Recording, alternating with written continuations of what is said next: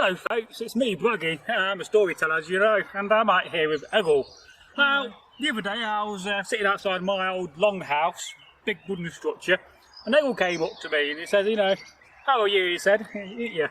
I said, how are you? I was polishing my helmet at the time as it got a bit rusty, and he said, you know, you've been up to much recently? I said, yes, I've just been out in the field the other day, and I said, I saw the most strangest of creatures. Was it a werewolf? No, I don't know, it may have been a werewolf, I don't know, but it was very much dog-like. And that kind of reminded me of an old Danish folktale called The Werewolf of Borregard. I'd like to hear that. Would you? Yeah. Oh, you're quite lucky I'm here. What are the chances of that? Exactly. Now, the other day, or a long time ago perhaps, or perhaps it was years ago, thousands, there was an old couple, in the 40s, but then they was very old, for us it was middle-aged. And they was married, of course, and they lived on a farm. And one day, you know, they both had to go out to go and get some wheat from a nearby village. They were running out of food and they needed to stop up winter, as you do. And so the husband got the horse ready and he pulled round his cart. It had 4 wheels. Oh, luxury. It was 4-wheel drive, Egil. And, you know, he got his horse, he tied the horse up to the, you know, the big sticks that come out your cart. I don't know what you call them, you know. And he attached the horse. And then, you know, his wife came out and we'll call her Helga, you know, a good old Viking woman's name. And she got in the front of the cart and the husband joined her. And it was late morning, they set off riding the horse and cart to the nearby village. But unlike for us, it's not like a mile away, it was 20 miles away. And I'm sure you imagine that would take a couple of hours in a horse and cart along old dirty roads. And let's face it, in those times the roads were very dangerous, Egil. I mean, what kind of creatures could you find on the road? Well, no, I mean, that was big holes full of water as well. Yes, rivers to cross and streams and so forth, and bandits and mountain lions, who knows, you know. And so they was going to the nearby village, and they came to the edge of the village where they was going to get the wheat. You know, the man had lots of sacks ready. He was a splendid farmer, this chap. You know, he knew they was coming. You know, he sent some kind of a rune stave to him a few days ago with a messenger. Can you sort us out with a cartload of wheat? And no problem. And so they got there, got to load up. But the husband, you know, he said, well, my dear, he said, I can't come back with you. I've got some more business to take care of and I'll walk back tomorrow. But on the way back, you must be very careful. And she had a pitchfork. And you may be wondering, what is a pitchfork? Well, a pitchfork is basically a wooden fork. You do fork your hay and your whatever, your grass with. Get your bales. Use it around your farm. And so, you know, she had that.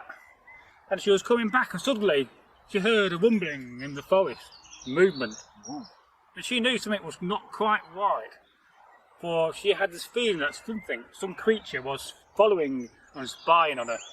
And so she got the pitchfork in her hand, thinking she may need it. Perhaps it was a bandit, perhaps it was a mountain lion.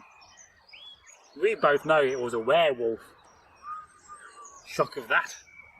And suddenly the werewolf jumped out of the forest and started trying to claw the woman, Helga, and she got the pitchfork and kept it back.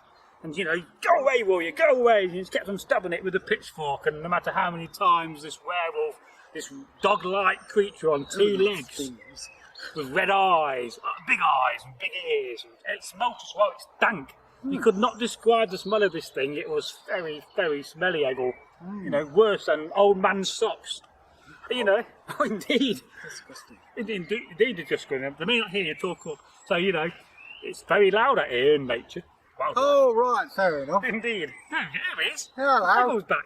Can you hear me? And so she was attacking the werewolf with the pitchfork, stabbing away. And oh, that's painful. And suddenly, it got, you know, hurt in the arm, you know. Oh, and, you know, it made a howling noise. Well, a bit like that, but maybe not.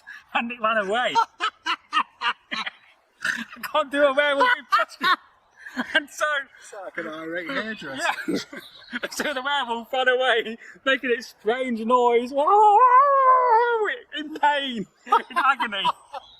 And the woman continued her journey on a horse and cart with the wheat. Yeah, you could be a horse, Egil. I do a good horse impression, but not good as my parrot. And so, moving on from that, you know, the woman got back home and she was, you know, all shook up by this. I think you'd agree, Egil. Yeah. You'd be shook up by a crazy werewolf. Oh dear. This is a serious story as well. And so, you know, she got back home and the husband was not there until the next day when he came back.